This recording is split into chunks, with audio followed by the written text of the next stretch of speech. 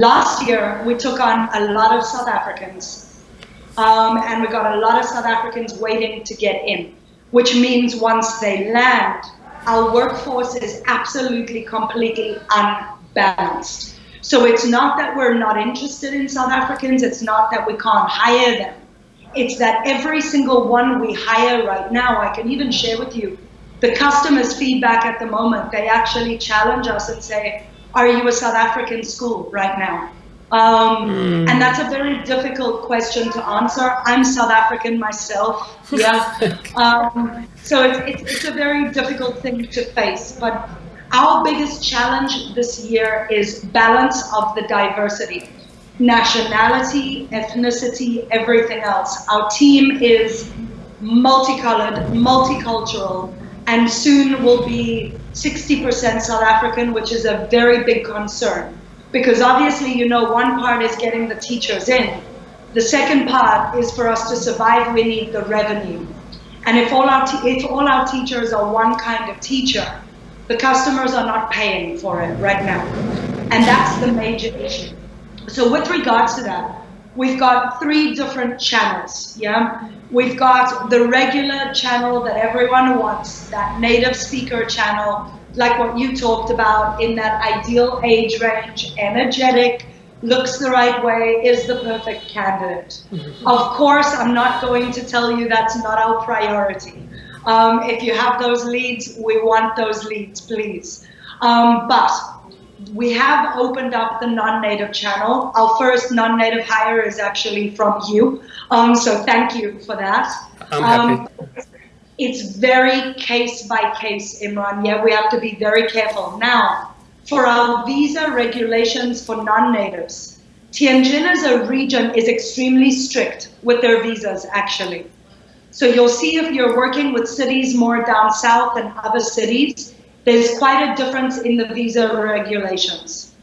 For us, for the non-native candidates, they have to have 2 years full teaching experience, proper teaching experience, either directly in a public school or a language training center. It's got to be really, really good. The biggest one for us is they either have to have a master's degree in their home country. So let's say, for example, they come from Italy. To get a visa, either a master's in Italy or a bachelor's issued in a native speaking country. That is the bare minimum to even consider them for the visa. Then all the regular requirements kick in, like the TEFL, the background check, all of those sort of regular things that apply to everyone. Yeah. So that's our challenge. And with the non-native, for us right now, and we're trying to launch this channel, Evgeny will be our first one, and I'm going to put a lot of effort into making sure that it's successful. But we have to go case by case and absolutely choose the best teachers, because the reality is, for our customers and our current staff, our current teachers are all native speakers. So if we start bringing in non-native speakers, that also makes them start questioning what we're doing with recruitment, why we're changing the business. For our customers, we've promised them for 20 years that all our teachers are native speakers. So we need time to recondition them with the right teachers and the right candidates, right? So please feel free to send the leads. We just have to be very picky with them. And then the third channel you just mentioned, which is definitely the hot channel, and I want to tell you what we can also offer you as a recruiter for this channel, which is the in China channel, right? So we've got our natives, our non-natives, and then the in China channel right now.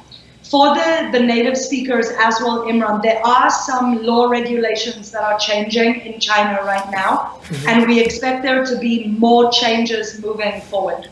South Africans are actually being moved to the non-native list. And for most of China, they are already on the non-native list.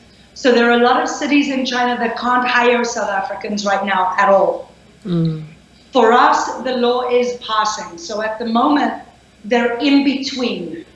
Technically, they're still on paper as natives, but we expect by the end of the year that they will be classed as non-native speakers, which is why you would have seen me being very picky with the South African candidates as well, because if we hire them and the regulations change, the visa will be an issue. And I don't want to hire someone and say, we can hire you, and then in 3 months say, sorry, I can't get you a visa, right? So it's very, very tricky right now with regards to those. Jamaica, on the native list, but not fully on the native list when it comes to working documents in our region on the ground. So it's difficult, yeah? Can we consider them? Yes. Are they high risk for us? Yes. Non-natives, wow, sorry for the noise. Non-natives, while we consider from everywhere, like you said, the priority is definitely on Europeans. And definitely sort of Ukraine, Russia, really qualified teachers coming out of countries that really have the credentials to be teaching.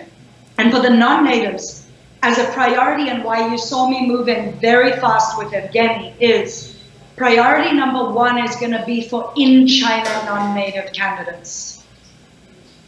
The reason for this, I'll be very honest for you, is cost at the end of the day. The cost for us involved with arriving one teacher from abroad right now is extremely higher. It's cost per hire, including what we pay you for the teacher. Before one teacher even teaches one single class is 40,000, which is a lot considering the financial situation this year as well. So non-natives will consider from abroad, but in China is the number one priority for us right now for non-native and native. With regards to that, we have seen a lot of shifts, and for you recruiting in China right now, I can share with you one big difference that I've noticed, and it's very frustrating for me, Imran, because like you already said, our recruitment process, we believe in integrity, professionalism, speed, strong communication. Our interview process is very professional as well. I can't say that for every company in China, right? But an advantage that I'm seeing right now is we're an international company. Our packages are standard. I can't offer one candidate 30,000 and 115 and 114 and all these discrepancies. I have 87 right now that are on a standard package. If I start inflating the package for teachers on the way, I'm going to lose all my teachers here, right? But what I'm noticing in recruitment right now is ridiculous salaries, to be honest.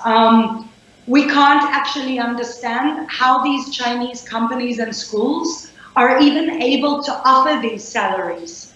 And I worry that teachers are taking the high salaries, that they're going to land in China, and that those numbers are before tax, that those numbers are fake, and that these teachers are going to land themselves in bad situations when they get to China, because there is no way these schools can afford to pay the salaries that they're offering. There's just no way right now. Like I know salaries in Shanghai, Beijing are higher. Cost of living is also much, much higher. Tianjin is a super cheap city, which is one of the reasons, our package looks low, Imran, but it's not. Considering the cost of living here, considering the actual market, our packages are actually some of the strongest within the company across the country and for the market across the country. But I'm kind of losing my mind because these teachers are coming back to me and saying, I took a better offer, I took a higher offer, and I'm going, I really hope it's a legitimate offer, if you know what I mean. So we have reviewed our packages. I'm going to be sending you a more detailed overview document so that you can see the overall package. Obviously, what I send to you is an internal document. It's not designed to be shown to teachers. It's more for the agent to be able to see the numbers really carefully, right? And then we've got the different adverts that we use for the teachers directly. But I'm going to send you an updated one so you literally can see all the different aspects. We have increased our salary a little bit. Good. We have increased a couple of our bonuses slightly.